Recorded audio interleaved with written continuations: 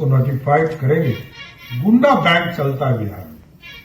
कुछ जगह पर सूद पर पैसे लिए जाते और अधिक रेट लेना। पूर्ण रूप से सरकार और पुलिस की कार्रवाई लगातार आगे बढ़ेगी और हर हालत में गुंडा बैंक कोई भी हो और कोई भी सूद पर लेने वाला व्यक्ति हो तो हर हालत में इसको बंद करना है।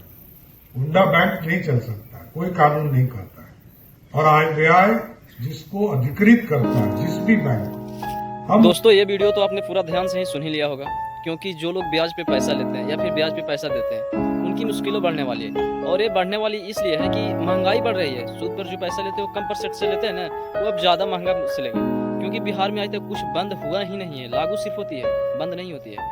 और जो ये बात बता रहे हैं कि बिहार में सूद पे पैसा या फिर परसेंटेज में जो पैसा लेते हैं वो बंद होगा। आखिरकार बैंक क्या लोन दे पाएगी गरीब इंसान को?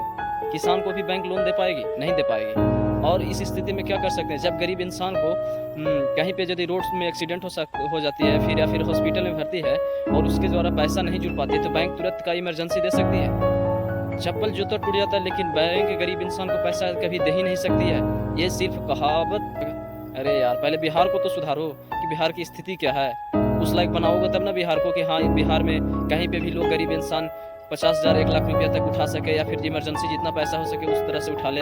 हॉस्पिटल की स्थिति है कि पैसा नहीं लगे तो फिर भी ठीक हो जाए। आज ये व्यवस्था है कि प्राइवेट हॉस्पिटल में यदि किसी का इंसान का जान चल गया है तो पैसा माफ हो जाए या फिर उसका पैसा चार्ज नहीं लगे, उसे और दोगुना करके दिया जाता है। तब उसे उस इंसान को जो मृत्यु रहती है उसे तब छोड़ा जाता है, उसे पैसा लेकर ही छोड़ा जाता है और इससे कोई कार्रवाई इस पर नहीं होती है।